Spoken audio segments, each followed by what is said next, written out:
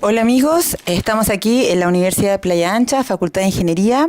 Estamos con el director del Departamento de Industria y Economía, que tiene la carrera de Ingeniería Civil Industrial a cargo. El señor es Luis Espinosa y un excelente académico que está aquí con nosotros y accedió a una entrevista para Semáforo Económico. Hola Luis, ¿cómo estás? Hola, ¿cómo estás? Cuéntame. ¿Qué hace un ingeniero civil? Bueno, los ingenieros civiles por ley están capacitados para, por ejemplo, desde el punto de vista legal, ellos pueden firmar mapas o eventualmente diagramas de construcción. Eso es la diferencia que existe con otros tipos de ingeniería. ¿Cuáles son las áreas de trabajo que tiene un ingeniero civil actualmente? El ingeniero civil normalmente está asociado a los temas de gestión. Si bien hay especialidades, además de la especialidad, lo principal es la gestión. Es decir, las personas deben saber administrar y gestionar recursos, ya sea recursos materiales, ya sea gestión de personas. Y esa es la preparación principal. Y en particular, Ingeniería Civil Industrial, que es la carrera que me toca dirigir en el departamento, es una carrera bastante más genérica. Por esa razón tiene que tener conocimiento de todos los diferentes tipos de áreas de ingeniería. ¿Cuál es la empleabilidad que tiene un ingeniero civil de la Universidad de Playa Ancha? Es alta, hoy día tenemos el 95%. Lo que sucede normalmente es que nuestros estudiantes terminan la carrera y prácticamente no se titulan porque están trabajando. Entonces, normalmente ellos dicen que no tienen tiempo para poder terminar la memoria y se dedican a trabajar, lo cual nos da malas cifras en el sentido de que tenemos menos titulados de los que deberían haber. Y eso significa que los jóvenes normalmente ya al terminar su carrera o al terminar sus asignaturas ya están trabajando, compitiendo con otros ingenieros. Bastante buena la cifra. ¿Y cuál es el requisito para entrar a esta carrera? Las ponderaciones son el NEM un 10%, lenguaje y comunicación un 25%, matemáticas un 35%, historia y ciencias sociales o ciencias un 10%, y todavía las universidades estamos tomando a la fecha el ranking, que va a ser un 20%. El promedio más o menos, promedio de la PSU para entrar a la carrera de Ingeniería Civil, más o menos lo tienes, más o menos ¿cuánto ha sido el promedio de ingreso? Más que promedio, yo hablaría de cuáles son los mínimos y máximos, porque en definitiva todos los años, por lo tanto a nosotros nos ha sucedido que los máximos han ido manteniéndose, pero los mínimos cada vez han ido bajando más. Entonces, pero debería ser alrededor de 550, 540 como promedio. Pero estamos hablando de que ingresan a Ingeniería Civil Industrial jóvenes con 600 puntos hasta 499 aproximadamente. Cuando hablamos de, por ejemplo, un promedio de 500 puntos en la PSU y observamos, por ejemplo, estudiar Ingeniería Civil, que con solo escucharla a veces asusta, ¿crees que esta universidad, la Universidad de Playa Ancha, universidad estatal, tradicional, acreditada, está apostando por la inclusión social?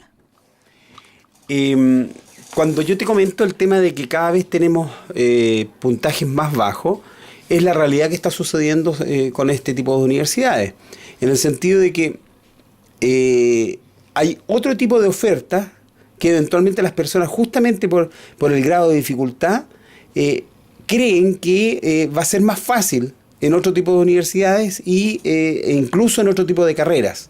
Entonces la gente le da miedo, por ejemplo, que le mencionen que en la carrera hay termodinámica, mecánica de fluido u otros términos de ingeniería. Pero en la realidad, cualquier carrera de ingeniería que respete las normas básicas de la definición de ingeniero, que las da la CNA y que las da el Colegio de Ingenieros, tiene que tener estas asignaturas o estos contenidos. Es decir, la gente se asusta con estos nombres, pero en la realidad la base y la problemática está en que las personas deben saber matemática, deben saber física y deben saber química. Y partiendo de esa base, los jóvenes van desarrollando el conocimiento y pueden pasar estas asignaturas que, entre comillas, hoy día se ven muy lejanas. El grave problema que tenemos en todas las universidades es que las personas, primero, no saben estudiar. Segundo, evidentemente que los niveles de matemáticas y de física no se bajan, no se pueden bajar, son conocimientos que deben tener para posteriormente desarrollar las ciencias de la ingeniería. Y en eso es súper estricto y está súper bien definido tanto por la CNA como el Colegio de Ingenieros. Y la idea que es cualquier ingeniería que siga estas normas no puede evitar los cálculos, no puede evitar la física, no puede evitar la química. Y eso significa que la persona tiene una preparación base igual que en cualquier otra organización que tenga la misma carrera. Cuando un joven que no ha tenido, por ejemplo, un buen colegio o que le preocupa el nivel de matemática que tenga, ¿tiene posibilidades de igual de entrar a esta carrera si logra, por ejemplo, el puntaje de la PSU para poder ingresar a esta carrera? ¿Qué le aconsejarías tú a esa persona que quiere estudiar ingeniería civil, pero tal vez él se siente que no está bien preparado? Mira, los problemas de todas las universidades es la retención. Como te dije recién, la mayoría de los jóvenes no saben estudiar. De hecho, yo cuando entré a la universidad no sabía estudiar. Porque a pesar que nosotros tenemos 12 años de enseñanza, entre comillas, aprendizaje, en los 12 años nadie, absolutamente nadie, a uno le enseña cómo estudiar. La mayoría de los buenos alumnos es porque ellos tienen una variable de captar la información en clases extraordinarias. Y otro porcentaje que también les va bien, que eventualmente no captan bien en sus clases, pero leen. Entonces, la característica general de los estudiantes hoy en día es que no saben leer y no saben estudiar. Por lo tanto, la combinación es nefasta. Adicional a eso, un bajo puntaje. ¿Por qué? Porque el nivel de contenido que tienen las personas es bajo. Por lo tanto, la mayoría de las organizaciones lo que tratan de hacer con los puntajes más bajos o con las personas que están más vulnerables al respecto es tratar de equilibrarla. En particular, en nuestra carrera, yo estoy egresado de un doctorado en política y gestión educativa, lo cual me ha llevado a implementar varias políticas para poder eventualmente tener mayor retención. Parte con una conversación, apenas están matriculados, con la familia o con el soporte social que está detrás de cada alumno. ¿Por qué? Porque a mí me interesa que las personas más directas del alumno lo empiecen a tratar en forma independiente, es decir, que lo haga responsable de lo que él hace. Segundo, que cambie la forma de conversar con la persona. ¿Por qué? Porque nosotros necesitamos ingenieros independientes. No puedo tener una persona dependiente, no puedo formar una persona dependiente. Por lo tanto, debe ser independiente. Entonces, ¿cómo quién es padre, quién es polola, quién es hermano, familiar o la persona que está a cargo del joven puede iniciar esa relación? Simplemente cambiando el tipo de conversaciones. Por ejemplo, ¿cómo te sientes? Entonces es complicado, es difícil para un padre no preguntarle cómo te fue en la prueba, o tienes prueba, o qué estás estudiando, o qué es lo que te cuesta más en la universidad. Porque todos queremos saber qué es lo que hace en la universidad. Pero lo único que logramos con el hecho de preguntar es presionar. Y la presión eventualmente lleva a la persona a un estrés que no soporta, y lo más lógico es que con ese estrés más la carga académica que tienen, lo más lógico es que le vaya mal. Y lo esperado es que le vaya mal. ¿Por qué? Por las dos razones iniciales que planteé. No saben estudiar y no saben leer. Todos en general. Entonces, la idea es que uno de esos es atacar el tema del soporte social. En cuanto terminamos esa reunión, ellos tienen una tarea prácticamente de un mes, que lo denominamos como el aprendizaje autónomo. Ellos deben hacer semanalmente, a lo menos, un facsímil de una PSU de matemáticas en particular o de prueba específica matemática y enviarnos al cuerpo de profesores, a lo menos 2 que estamos normalmente en línea en el tema, cuáles fueron sus errores. ¿Por qué? Porque nuestro siguiente trabajo en febrero, al 26 de febrero, cuando llegamos del receso universitario, es que ellos tienen clases de ayudantía y de cátedra de precálculo, en base a aquello que ellos se equivocaron. Entonces nosotros hacemos normalmente un programa muy acotado, es un trabajo de 2 semanas, básicamente para que las personas aprendan aquello en lo cual se estaban equivocando. El siguiente paso es, como les comenté recién, hacer que los jóvenes asistan antes de empezar las clases a un precálculo que consiste básicamente en solucionar los errores que estaban cometiendo a nivel de PSU. Después en el semestre, para seguir reforzando el tema, cada alumno tiene un profesor tutor. Normalmente son 10 alumnos por cada tutor, tenemos como 4 tutores. Podemos tener más, pero la idea es que iniciamos el tema.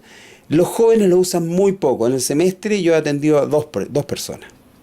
Otros profesores a 1 y otros profesores a 3. Entonces, si se dan cuenta, las facilidades se dan. Pero los jóvenes tampoco entienden el concepto. Entonces, hay que educar al espacio de que es necesario de que ellos tengan una persona que los guíe, pero ellos tienen que aceptarlo voluntariamente. Y finalmente, el primer semestre, en el horario, ellos tienen un horario de estudio. Y en ese horario de estudio, inicialmente, yo los presiono con lista, voy, veo si están, etc. Y eso ha durado, en el mejor de los casos, 3 meses. Hay experiencias en algunos de los años que ha durado 1 mes y medio. No soportan más la presión de estar todos los días a la misma hora en el mismo lugar. Y eso es básico para aprender a estudiar. Lo hacemos no para que él estudie específicamente, sino que para que él genere un hábito. Si él no forma el hábito de estudio, es imposible que él empiece a estudiar. No nos sirve, y él se da cuenta en la primera nota, que no le sirve estudiar 2 días antes de la prueba. Porque es tanta la materia que es imposible que él pueda responder. Es imposible. Luis, el método que usan es aplicado en otras universidades, porque a mí me llama la atención la dedicación que tienen con el alumno recién ingresado, que yo, por lo menos bajo mi visión, no lo he visto en otras universidades, tanto estatales como privadas. ¿Es la única que realiza este seguimiento tan minucioso al alumno? En las administraciones en general, yo he observado de que no hay una medición a algo tan importante como el tema de la retención. Si bien es un índice desde el punto de vista de gestión, pero en el fondo, si nosotros nos preocupamos de las personas, es lo básico en la educación. La educación tiene que ver con la convivencia. Entonces, cuando uno se compenetra con el tema de la convivencia, con el tema de la formación, a mí no me quedó otra alternativa de tratar de hacer lo que yo sabía, hacer lo mejor posible en la gestión.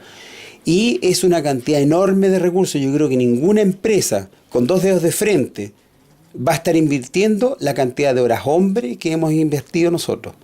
Tengo profesores que incluso voluntariamente vienen el 26 de febrero a hacer clases. Por lo tanto, hay un convencimiento de las personas que estamos acá que es la única forma, y ojalá tuviéramos otras alternativas para mejorar la metodología, para mejorar la didáctica. En paralelo, creo que hay universidades que están preocupadas del tema. De hecho, me tocó escribir un paper y lo he prestado a otros colegas, pero es complicado porque son muchas variables. No podemos saber cuál es la variable que realmente está causando el efecto positivo. En los últimos 4 años he tenido una tendencia a aumentar la retención de alumnos y adicionalmente, increíble, sin tener el objetivo de subir los promedios, han subido los promedios de los alumnos que pasan los ramos. El año pasado bajó y anduve averiguando por qué había bajado la retención, por qué me fue tan mal el año pasado, y sigo averiguando. Yo creo que es difícil encontrar la razón por la cual bajé. Pero hay una cosa que a uno se le olvida. La gestión no significa que está relacionada 100% con el resultado. Lo único que asegura una buena gestión es el hecho de que eventualmente yo voy a tener, o probablemente yo voy a tener mejor resultado.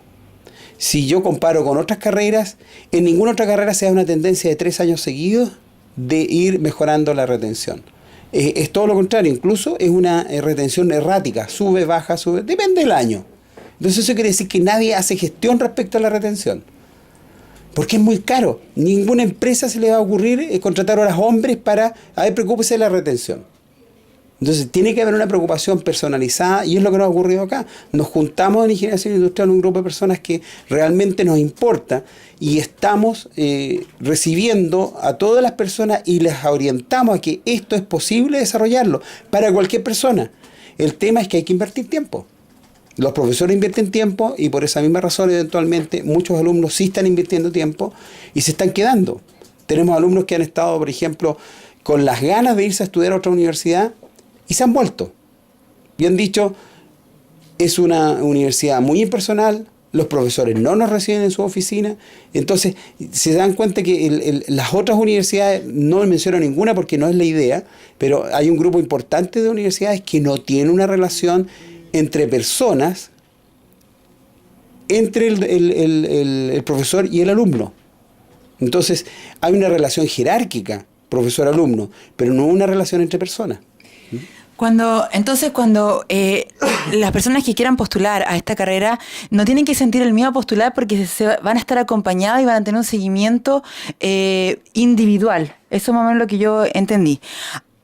La persona que quiera postular, el arancel mensual aproximado es de 250.000 mensual, pero por ser una universidad estatal y apostar por la inclusión social, ¿existen becas? Hasta ahora los alumnos tienen bastantes opciones a postular a préstamos directos del Estado o con respaldo del Estado, a becas, que mayoritariamente son estatales, y también está el tema de becas de almuerzo. Entonces, en general, existen estos beneficios a nivel nacional. Pero en particular en la UPLA, adicionalmente, normalmente la Universidad de Playa Ancha se preocupa y hemos tenido alumnos que simplemente se han venido a estudiar a la Universidad de Playa Ancha porque tienen más beneficios que en otras universidades. Hemos tenido, hace poco vino un alumno que estaba trabajando en Canadá, exalumno, y nos contaba cómo y por qué él había estudiado en la UPLA, siendo una excelente persona, excelente profesional y además fue un excelente alumno. Entonces, porque nos extrañaba, los excelentes alumnos normalmente estudian en otras universidades, pero en este caso el joven decía, no, yo me vine a estudiar acá porque aquí tenía mayores beneficios y mi hermano estaba en otra universidad porque no podíamos estar los dos acá para recibir la misma cantidad de beneficios. Entonces, sí, hay accesibilidad a los beneficios y más aún, hay otros beneficios que eventualmente no aparecen en ninguna parte. Por ejemplo, todos los alumnos tienen atención médica gratuita, tienen el derecho a la atención médica gratuita. Entonces, lo más natural cuando una persona estudia es que se estresa. Y el estrés en exageración lo puede llevar a una depresión. Por lo tanto, hay una preocupación constante de que los alumnos ocupen estos beneficios, por el beneficio del estudiante, por el beneficio de la gente de la carrera. Ayer estuve averiguando que también hay deporte gratuito, un excelente almuerzo. Ayer estuve en el casino de la UPLA y un excelente almuerzo a 1.200 pesos, pero la mayoría se entregan becas de alimento. Hay posibilidades también de notebook para retirar en la biblioteca. Si los alumnos pueden retirar en biblioteca notebook, y hay otras garantías más que da la UPLA. Mi última consulta, a todos los que nos están escuchando y se motivaron a postular a esta carrera, ¿cuáles serían tus últimas palabras? Creo que la Universidad de Playa Ancha ha avanzado mucho en los procedimientos tanto de enseñanza-aprendizaje como en el tema de los beneficios. Lo que tú mencionaste recién de la biblioteca es un proyecto de los últimos grandes proyectos que ha hecho la universidad. Tenemos una tremenda biblioteca y adicionalmente se han ido sumando otros beneficios, como por ejemplo lo que tú mencionas de los notebooks, que están a disposición de los estudiantes en medida de sus necesidades, ya sean exigencias de los profesores o asignaturas. Y el tema es que la universidad sigue invirtiendo en los temas de didáctica. Yo acabo de terminar un diplomado en didáctica y evaluación de competencias, que es el nuevo currículum que nosotros estamos tratando de impulsar para que se apruebe. Y todo esto nos ha llevado a nosotros, por ejemplo, a la compra de maquetas de motores, cosa que la persona de primer año sepa cómo funciona un motor. Pero para eso tiene que hacer un esfuerzo de armar la maqueta. Entonces hoy día las personas en primer año ya saben qué es un motor. De repente uno dice, sí, pero ¿cómo no van a saber qué es un motor? Bueno, en una universidad tradicional como la Universidad Católica de aquí de Valparaíso, a mí me pasó, yo entré a física y me hablaban de polea y yo no sabía lo que era una polea. Por lo tanto, no puedo partir del supuesto que la gente sabe qué es un motor. No tienen por qué saber. Ahora, no es un comentario machista el que voy a decir, pero imagínense una mujer que nunca se ha metido en un motor. Y hoy día está estudiando ingeniería civil industrial. De hecho, nosotros tenemos más mujeres que hombres en ingeniería civil industrial. Eso es interesante. Entonces, ¿por qué razón una carrera tan dura, entre comillas, que como ingeniería vamos a tener más mujeres que hombres? probablemente es la carrera que tiene más mujeres en todo Chile proporcionalmente. Y eso quiere decir que nosotros estamos orientándonos a mejorar la didáctica.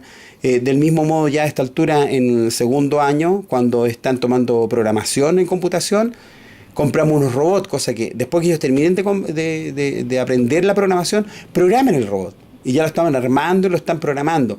Entonces son elementos que hoy día a los jóvenes les atrae, no tienen un grado de dificultad mayor, más que aprender el lenguaje que ellos tienen. Entonces, nosotros estamos buscando aquellas metodologías que a nosotros nos permitan mejorar la didáctica y adicionalmente que el joven tenga un aprendizaje a través de la vivencia y no necesariamente solamente a través del conocimiento o lectura. Muchas gracias, Luis. Desde ya que has invitado al programa, espero que nos visites. Muchas gracias por todo y hasta aquí dejamos el reportaje.